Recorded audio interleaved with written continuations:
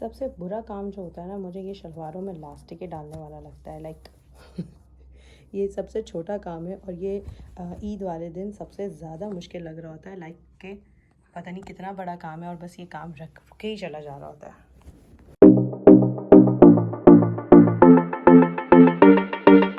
Hello, अस्सलाम वालेकुम।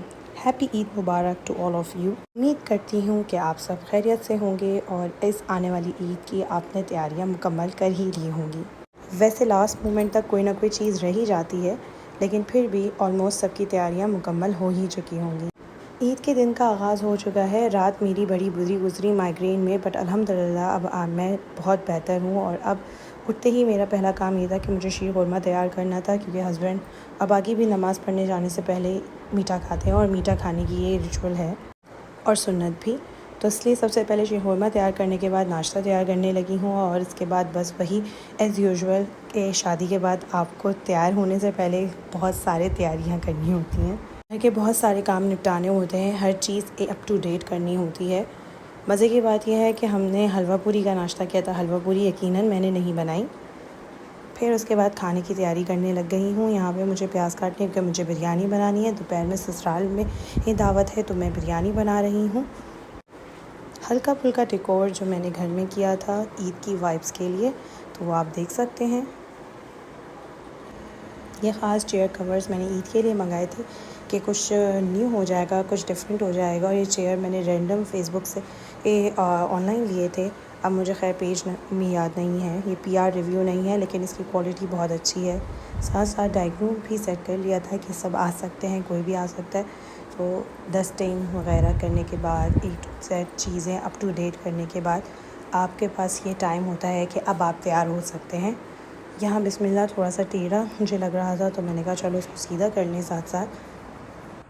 ये बिस्मिल्लाह की वॉल हैंगिंग मुझे हुदा आयान वालों की तरफ से आई थी और ये काफ़ी टाइम पहले आई थी एज अ PR, जो कि हमने कुछ दिन पहले ही इसको ड्राइंग रूम में सेट किया है। ये बहुत ही लाइट वेट और बहुत ही अच्छा मतलब लुक देती है। और हुदा आयान की बाकी और भी बहुत सारे जो इस तरह की सूट हैं और इस तरह की वॉल हैंगिंग्स हैं, बहुत ही प्यारी और नफीस होती हैं। मैंने कुछ ख़रीदने का प्लान किया हुआ है और जब भी लेती हूँ तो आप लोग को ज़रूर दिखाऊँगी। यहाँ मेरा खाना रेडी हो चुका है और अब मैं किचन के कामों से फ़ारिग हो गई हूँ। ऑलमोस्ट सुबह से लेके ये टाइम हो गया है दोपहर का, और अब मैं जाने लगी हूँ तैयार होने के लिए। ये 2 ड्रेसेस हैं मेरे पास, इनमें से मुझे डिसाइड करना है कि मैंने अभी कौन सा पहनना है। तो लेट्स डिसाइड इट। शादी होने के बाद के जो पर्क्स होते हैं वो ये होते हैं कि आपने ईदी लेनी है, तो यहाँ ईदी बनाते हुए व्हाट हैपेंड, पैसे लेना है आपको, मैं भी देती हूँ।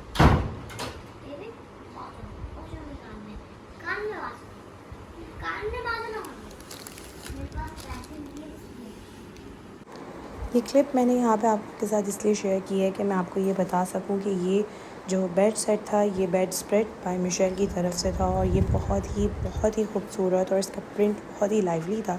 इनके बाकी भी प्रिंट्स बहुत अच्छे होते हैं। मैं इनका लिंक ज़रूर यहाँ पे पेस्ट करूँगी, इंस्टाग्राम लिंक। आप उससे कांटेक्ट करके उनसे ये बेहतरीन सेट्स अवेल कर सकते हैं।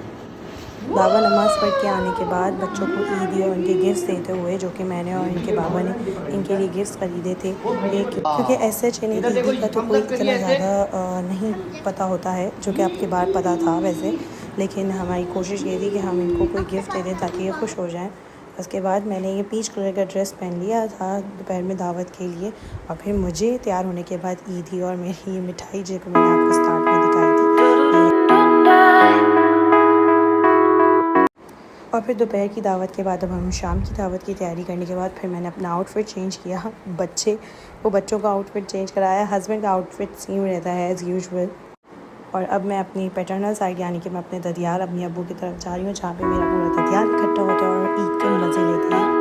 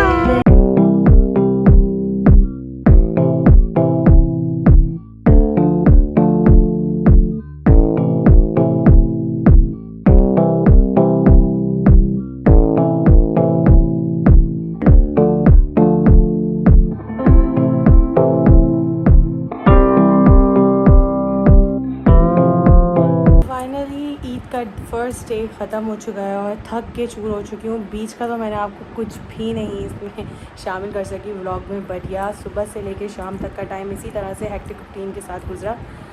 सुबह दावत थी, दोपहर में हम लोगों ने घर में दावत करी, शाम में हम दावत में गए और फिर मीनवाइल इन सारी चीज़ों में मुझे हो रहा था शदीद माइग्रेन, बट फिर भी अल्हम्दुलिल्लाह बहुत हद तक ठीक हो गया था शाम में। और यूं ही रमज़ान भी ख़त्म हो गए हैं, ईद भी ख़त्म हो गई है और अब बस 2-3 दिन रह गए, उसके बाद बैक टू रूटीन। तो अब ये 2-3 दिन ऐसे ही चलेंगे दावतों में, और आप सब लोग भी दावतें ही इंजॉय कर रहे होंगे, किसी के घर में दावतें हो रही होंगी, कोई जा रहा होगा। बट सबसे अच्छी चीज़ ये होती है कि ईद एक ऐसा ओकेज़न होता है जिसमें आप सारे रिलेटिव्स मिल लेते हो और बहुत अच्छी एक गैदरिंग हो जाती है, बहुत अच्छी यादें आपके पास मिल जाती हैं। तो बस इसी के साथ मैं अपना व्लॉग एंड करती हूँ और सबको यही दुआ देती हूँ, अल्लाह ताला आप सबकी ज़िंदगियों में आसानियाँ, खुशियाँ ही खुशियाँ लिख दे। तो मुझे अपनी दुआओं में याद रखिएगा और मेरे व्लॉग को, मेरे चैनल को, मेरे व्लॉग को ज़रूर देखिएगा और मेरे चैनल को सब्सक्राइब करिएगा। टिल देन अल्लाह हाफ़िज़, अपना बहुत सारा ख्याल रखिएगा। ईद का पहला दिन बेसिकली मैं अपने ददियाल में होती हूँ और मतलब दोपहर के वक्त तो अपने ससुराल में, उसके बाद फिर अपने ददियाल में रात में।